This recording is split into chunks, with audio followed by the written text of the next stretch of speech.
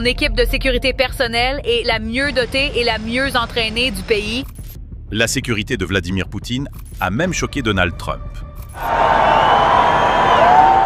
Voiture blindée capable de résister à des missiles, bunkers souterrains, une armée entière fidèle à un seul homme, son système de protection est si extrême qu'il dépasse tout ce que même les autres dirigeants mondiaux osent imaginer.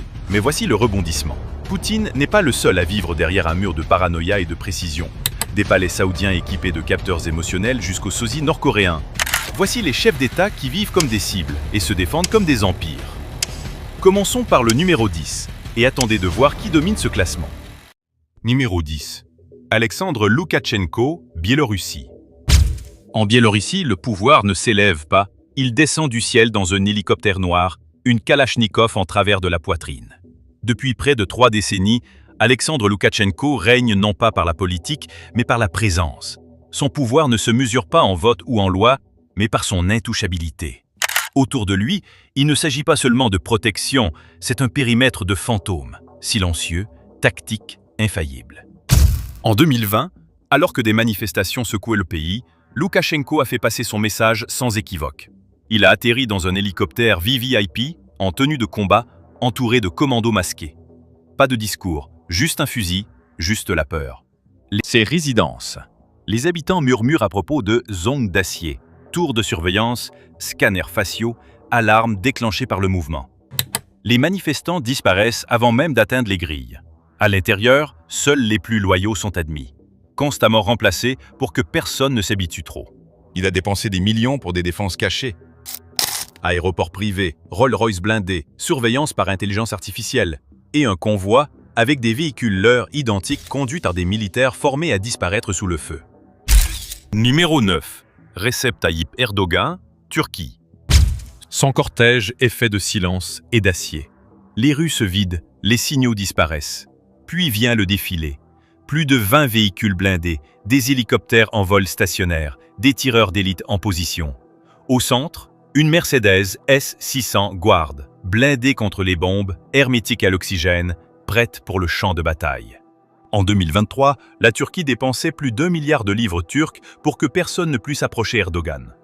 Derrière ce chiffre, une armée fantôme de 5000 gardes d'élite, formés au contre-terrorisme et au combat rapproché. Ils ne font pas que le protéger, ils dégagent l'espace, scrutent la foule et identifient chaque visage inconnu avant qu'il ne s'approche. Et ils ne misent jamais sur l'hospitalité étrangère. Lorsqu'ils voyagent à l'étranger, tout son convoi de sécurité l'accompagne. SUV blindés, camions de communication, postes de commande non mobiles. Le sol devient sien, peu importe le pays. Des années de troubles, de tentatives de coup d'État et de complots d'assassinat ont transformé cette paranoïa en stratégie. Les discours sont encadrés par des snipers dissimulés et des brouilleurs de drones.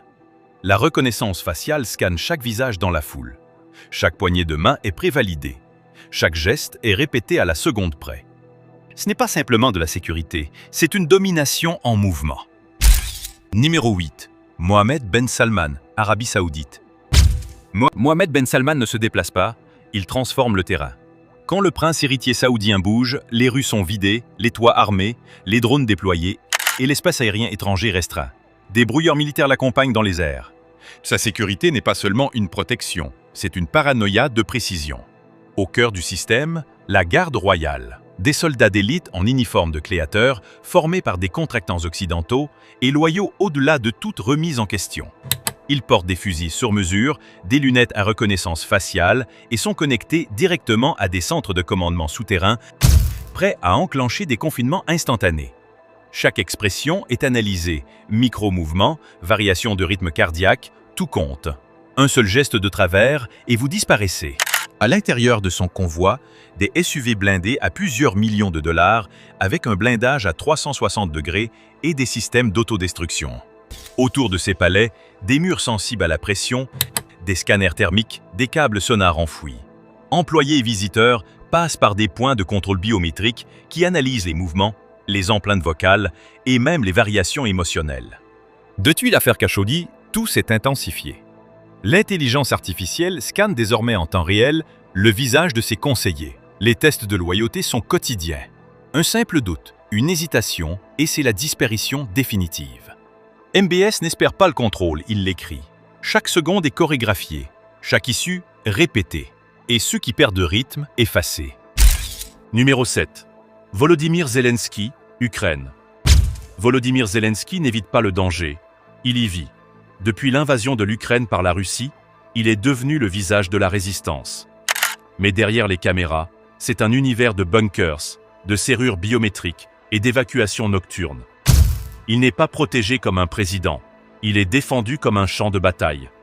Zelensky a refusé de fuir Kyiv. Cette décision a forcé l'Ukraine à reconstruire sa sécurité de zéro. Tireurs d'élite, unité formée par l'OTAN, conseillers du SAS britannique et soutien des services de renseignement américains, forment désormais une défense mouvante. Ces emplacements sont classifiés. Ils se déplacent dans des convois leurres, dorment dans des endroits différents. Les bâtiments gouvernementaux sont fortifiés avec des portes anti-explosion et des patrouilles de drones. L'entrée est verrouillée derrière des scanners biométriques. Même les meubles sont fouillés à la recherche de micros-espions. Ils communiquent via des tablettes cryptées de niveau militaire. Chaque appel, chaque message, brouillé à travers des réseaux occidentaux sécurisés. Ces apparitions médiatiques, souvent préenregistrées depuis des pièces renforcées. La vie de Zelensky est monastique, mobile, toujours en mouvement. Sa nourriture est testée contre les poisons. Des équipes de soins intensifs suivent chacun de ses pas. Les tentatives d'assassinat sont constantes, certaines dès les premiers jours de la guerre. C'est le dirigeant le plus traqué du monde, protégé par le chaos, la mobilité et une détermination farouche. Numéro 6. Félix Tshisekedi, République démocratique du Congo. Félix Tshisekedi ne fait peut-être pas souvent la une des journaux, mais il gouverne l'un des environnements les plus dangereux du monde. En République démocratique du Congo, le pouvoir n'est pas seulement politique, c'est une question de survie.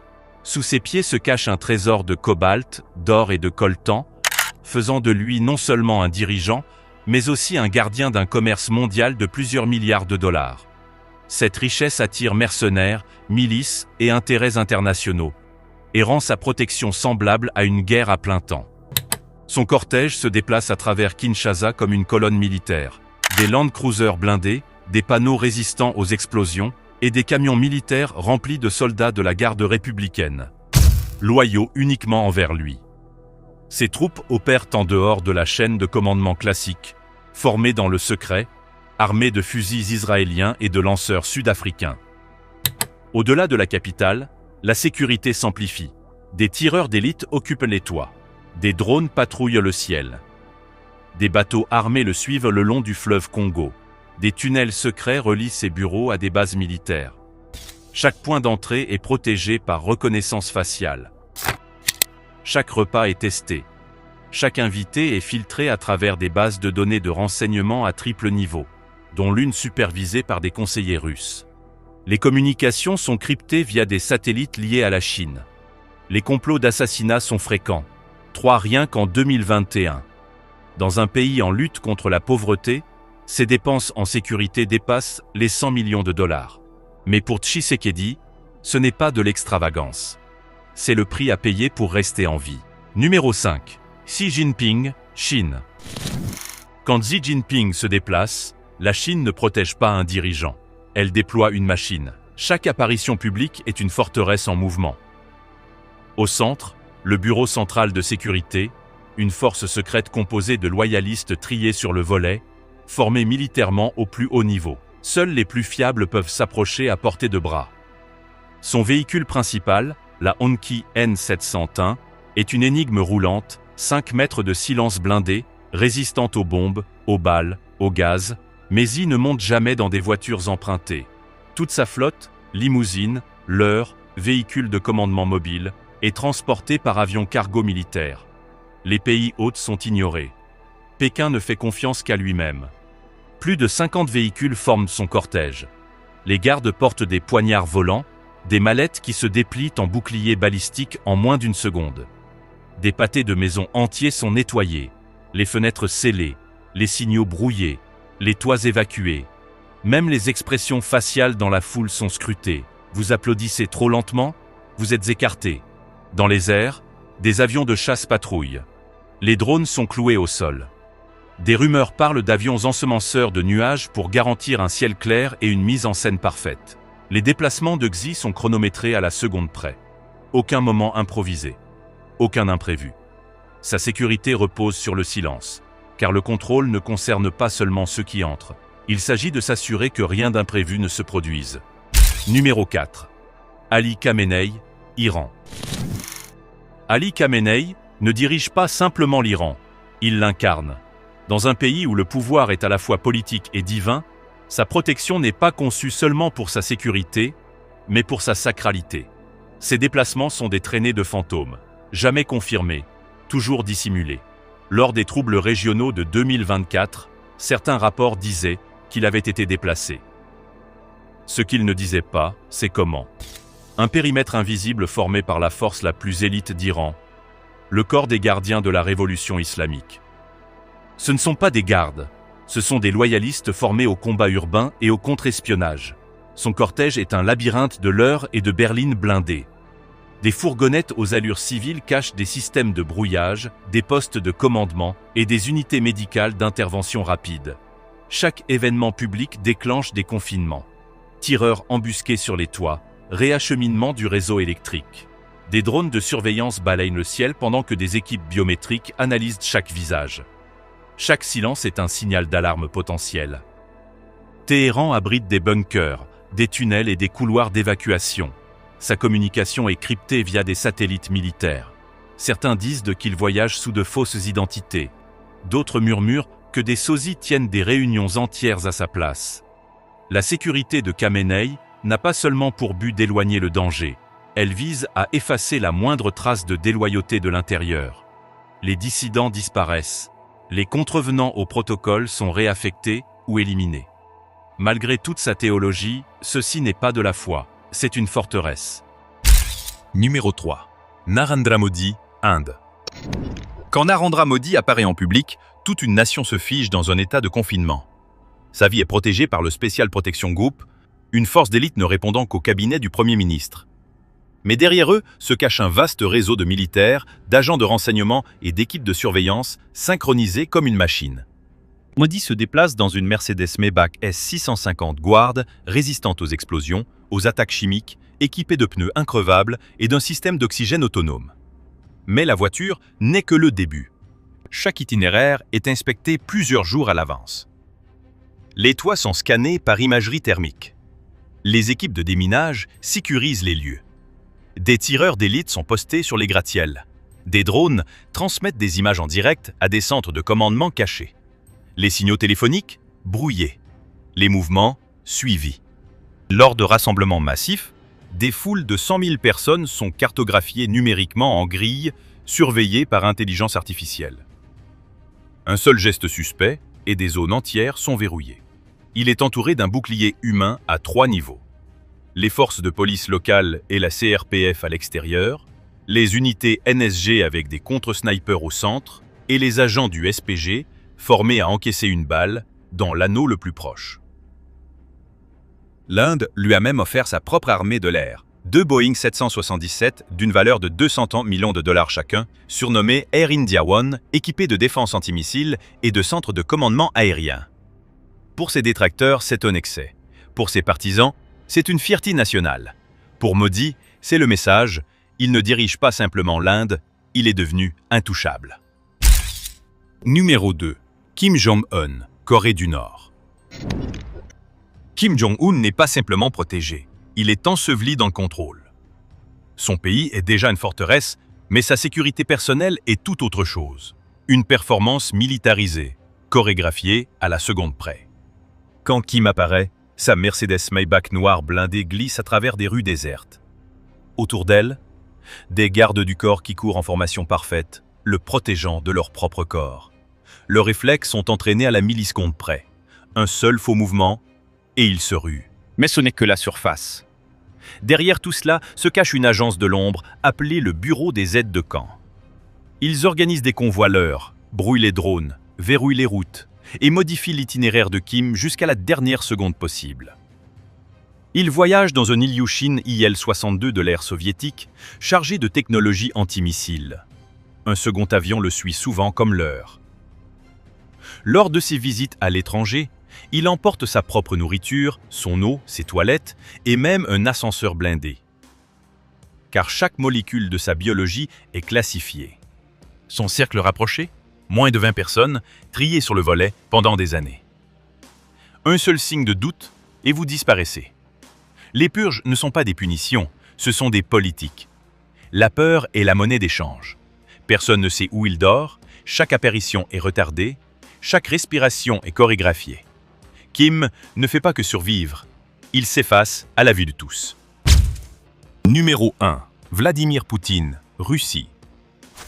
Aucun dirigeant sur Terre ne se déplace derrière un mur de secrets aussi étouffant que Vladimir Poutine. Là où d'autres projettent de l'assurance, Poutine projette le danger. Au cœur de sa protection se trouve le FSO, une armée privée de 50 000 hommes dissimulée sous l'apparence d'une agence fédérale.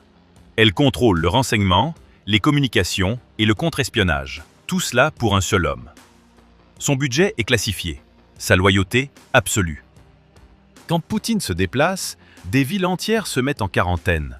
Les feux de circulation se figent, les signaux GPS disparaissent, des snipers montent sur les toits.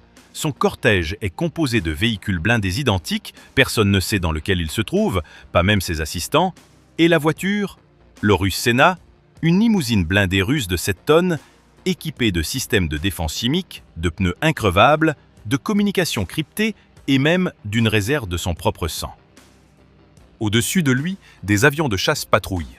Sous lui, des tunnels protégés contre les radiations relient le Kremlin à des bunkers secrets bien au-delà de Moscou. Même sa nourriture est scannée et échantillonnée sous surveillance biométrique. Mais la véritable forteresse, elle est psychologique. Le personnel est maintenu dans une confusion contrôlée. Les réunions changent, les agendas sont flous et la disposition des bureaux évolue du jour au lendemain. La loyauté devient une condition de survie. Les hôtels étrangers sont fouillés, les fontaines vidées, les draps remplacés. Toute son image publique est façonnée pour une seule chose, l'invincibilité. Trump a un jour déclaré qu'il n'avait jamais vu quelque chose de pareil. Et c'est justement le but. Poutine ne se contente pas de protéger le pouvoir, il en fait une arme. Alors, la sécurité de qui vous a le plus choqué? L'empire ombragé de Poutine ou l'illusion de vie de Kim Jong-un? Laissez vos pensées dans les commentaires. Aimez, partagez et abonnez-vous pour d'autres plongées dans les secrets les plus extrêmes du monde.